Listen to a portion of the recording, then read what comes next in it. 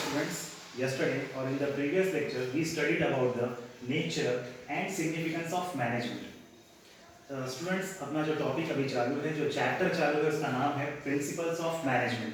तो उसमें first point हमने पढ़े थे नेचर, सेकंड पॉइंट पढ़े थे significance, and now today we are going to start this और next point that is theories of management. Theories of management. अब थियरीज का मतलब ये समझ के लीजिए आप, थियरीज मतलब कि अलग अलग कंसेप्ट्स. समझो ये मैनेजमेंट का मतलब होता है लोगों से काम करवा कर लेना.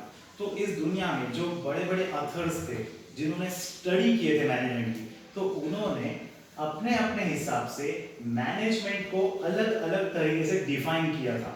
लोगों से काम करवा कर लेना, इसको बोलते मैनेजमेंट. लेकिन लोगों से काम करवा के लेने के तरीके जो होते हैं उनको कहा जाता है theories of management. So there are various numbers of theories of management, but in our syllabus we are having only two types of theories of management. और ये दो टाइप कौन से हैं? तो वो है Henri Fayol's administrative management theory और दूसरा है F W. Taylor's scientific management theory. अब जरा इसको थोड़ा सा और देख लेते हैं. हेनरी फेयोल ये जो है ये इंजीनियर थे और हेनरी फेयोल जो है जिस कंपनी में काम करते थे, तो उस कंपनी में उन्होंने ऑब्जर्व किया कि लोगों से काम करवा कर लेना है तो क्या करना पड़ता, लोग कब हमारी बात सुनते, लोगों के साथ किस तरीके से बिहेव करना पड़ता, तब वो हमारी बात सुनकर काम करते. तो ये जो हेनरी फेयोल है, इनका जो थ्योरी थी उसका नाम है एडमिनिस्ट्रेटिव थ्योरी ऑफ मैनेजमेंट. और इसको बहुत लोग इस दुनिया में पॉपुलर है, ये मॉडर्न मैनेजमेंट थ्योरी नाम से भी ये पॉपुलर है. किसकी थ्योरी है ये? Henri Fayol. ओके. और सेकंड वन है एफ.डब्ल्यू. टेलर. इनका फुल फॉर्म पूरा नाम है Frederick Winslow Taylor. F W. Taylor जो थे उन्होंने भी एक थ्योरी ऑफ मैनेजमेंट बनाया और उसको पूरी दुनिया में क्या कहा जाता है? F W. Taylor's scientific theory of management. Henri Fayol जो है इनको कहा जाता है फादर ऑफ मॉडर्न मैनेजमेंट और एफ.डब्ल्यू. टेलर को कहा जाता है फादर ऑफ साइंटिफिक मैनेजमेंट. तो मेरे स्टूडेंट्स, ये दोनों थ्योरीज हैं, दोनों को अपने को अलग अलग कर पढ़ना है. तो आज अपन जो है आज इस वीडियो में हम लोग पढ़ेंगे हेनरी फेयोल की जो मॉडर्न मैनेजमेंट थ्योरी है या फिर एडमिनिस्ट्रेटिव थ्योरी है, उसके बारे में पढ़ेंगे. तो आप देख सकते हो यहाँ पर प्रिंसिपल्स लिखे हुए हैं. In all there are 14 principles और ये 14 प्रिंसिपल्स किसके हैं? Principles of modern management theory. Modern मतलब कौन सा है? ये एडमिनिस्ट्रेटिव थ्योरी या फिर इसको हम बोल सकते हैं कि हेनरी फेयोल की थ्योरी. किस चीज के बारे में थ्योरी है? मैनेजमेंट के प्रिंसिपल्स के बारे में. तो चलिए स्टूडेंट्स स्टार्ट करते हैं. हेनरी फेयोल के जो टोटल 14 जो प्रिंसिपल्स है तो वो क्या है? ये प्रिंसिपल्स जो है ये गाइडलाइंस है. मतलब कोई इंसान अगर ये ऐसा पढ़ेगा, समझेगा और ऐसे काम करेगा तो फिर वो एक अच्छा मैनेजर बन पाएगा. ओके. तो आप अपन देखेंगे principles of modern management. Exam में अगर क्वेश्चन आपको आया कि हेनरी फेयोल के प्रिंसिपल्स लिखिए तो भी ये लिखना है, एडमिनिस्ट्रेटिव थ्योरी के बारे में प्रिंसिपल लिखो तो भी ये लिखना है, मॉडर्न मैनेजमेंट बोले तो भी ये लिखना है. तो ये प्रिंसिपल्स के तीन अलग अलग नाम हो सकते हैं. तो अब अपने को देखना है इसमें फर्स्ट प्रिंसिपल क्या है? Division of work. डिवीजन का मतलब होता है डिवाइड करना यानी कोई चीज के टुकड़े करना. किस चीज के टुकड़े करना है? डिवीजन ऑफ वर्क मतलब कि काम. अब एक अच्छा मैनेजर हम किसको बोलेंगे? जैसा एक मैनेजर है उसके अंडर में 10-15 लोग काम करते हैं, तो वो मैनेजर क्या करेगा? कोई भी काम सभी में बांट कर दे देगा और फिर जब सब लोग काम करेंगे तो वो सबके ऊपर नजर रखेगा कि सब लोग अच्छे से काम कर रहे हैं या नहीं. अगर पूरा काम एक को दे देंगे तो बाकी लोग क्या करेंगे?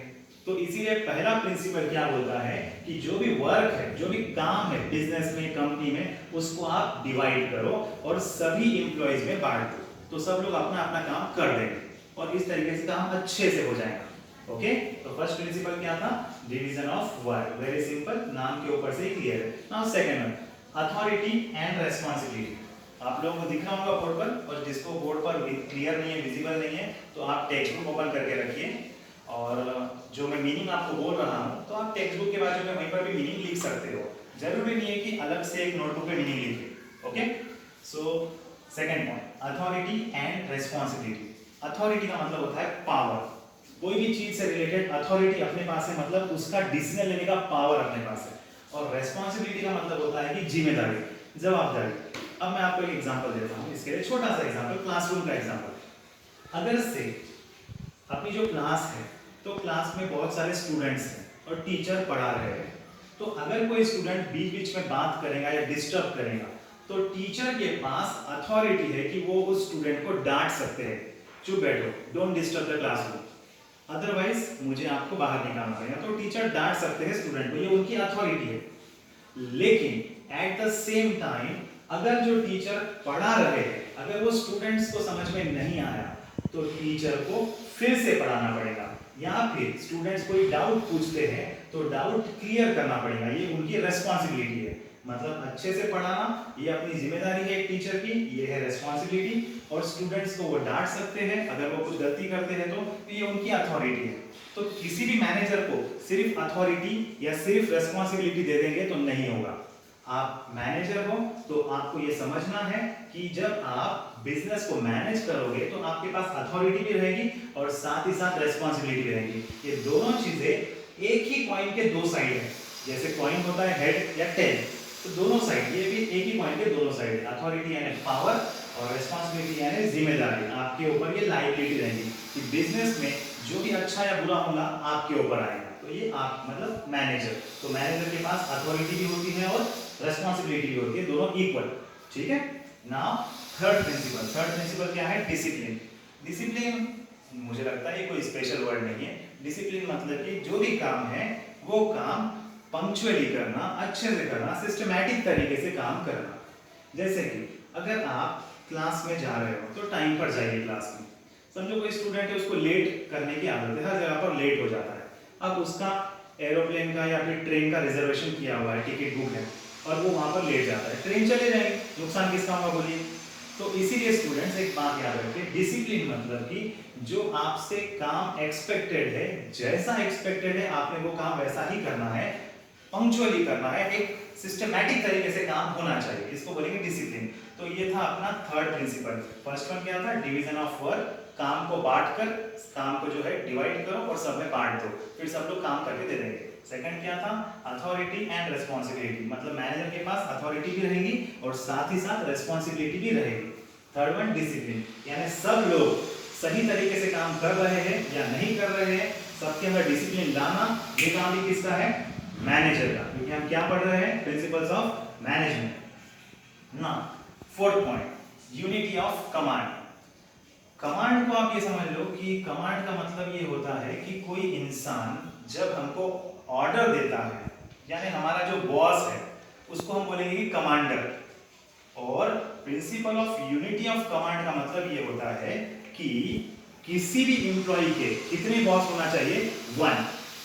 यूनिटी, यूनी का मतलब होता है वन, और कमांड मतलब कि कमांड देने वाला, कमांडर यानी आपका बॉस, तो कितने होने चाहिए? वन।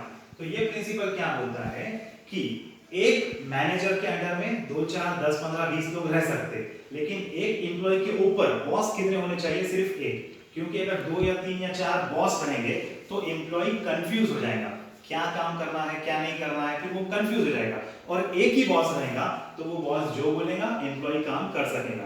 तो यूनिटी ऑफ कमांड मतलब कि ऑर्डर देने वाले लोग कितने होने चाहिए? सिर्फ एक। बॉस कितना होना चाहिए? सिर्फ एक।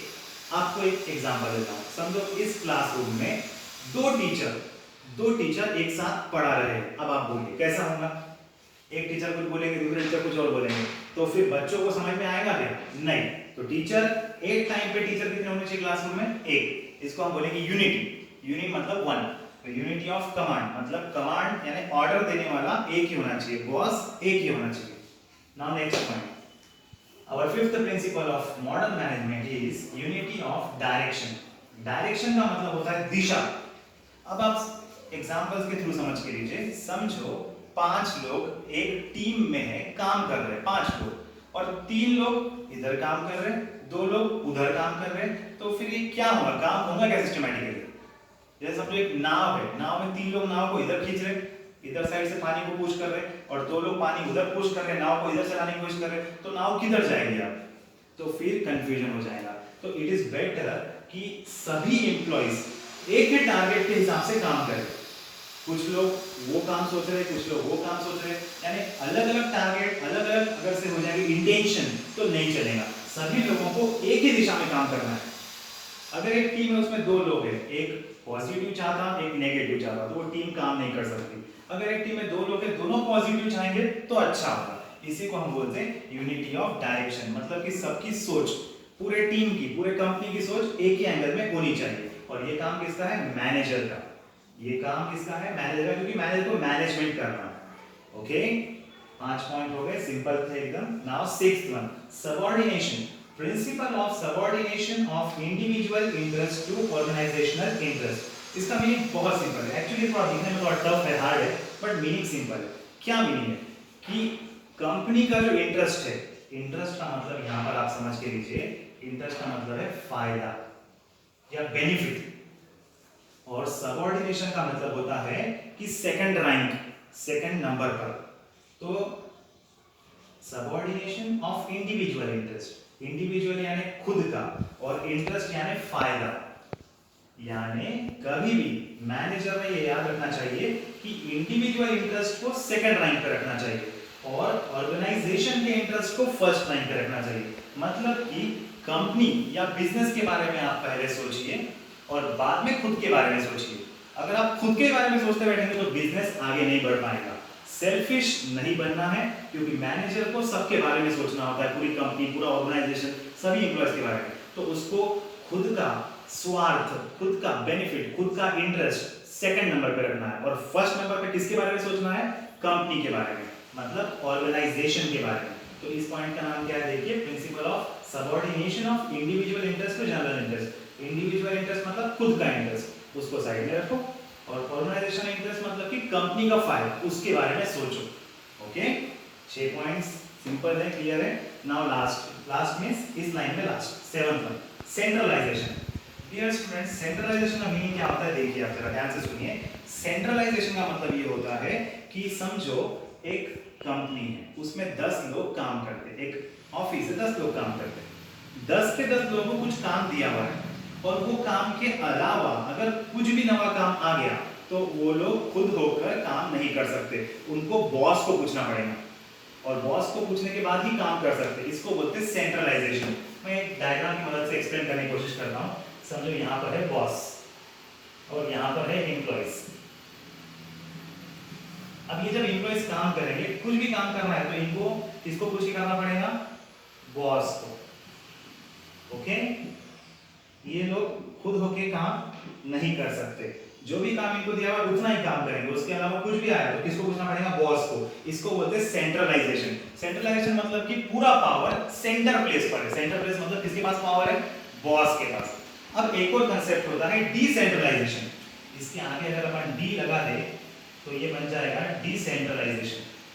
अब डिसेंट्रलाइजेशन में क्या होता है कि ये जो एम्प्लॉइज है, इनके पास खुद का पावर खुद के पास होता है, यानी कुछ भी काम करना है तो ये खुद के दिल से कर सकते हैं, खुद का दिमाग लगाकर काम कर सकते हैं। हर बात में बॉस को पूछने की जरूरत नहीं है। सेंट्रलाइजेशन में पूरा पावर किसके पास है? बॉस के पास, अपना दिमाग नहीं चलाना है। और डिसेंट्रलाइजेशन में क्या है? सबके पास अपना अपना पावर है, जो भी प्रॉब्लम है, जो भी सिचुएशन है, अपना दिमाग लगा के काम करो, बॉस को हर बात पूछने की जरूरत नहीं है। ये क्या हुआ? डिसेंट्रलाइजेशन। और पूरा पावर बॉस के पास है तो क्या हुआ? सेंट्रलाइजेशन। और सबको पावर बांटा हुआ है कंपनी में, तो वो क्या हुआ? डिसेंट्रलाइजेशन। ओके स्टूडेंट्स, तो ये आज के ये 7 पॉइंट थे। अब मुझे लगता है कि थोड़ा ज्यादा हो जाएगा, एक बार आप आज घर पर इसको पढ़ लीजिए, फिर हम कल ये नेक्स्ट 7 पॉइंट्स को कंटिन्यू कर लेंगे। Okay, thank you for this.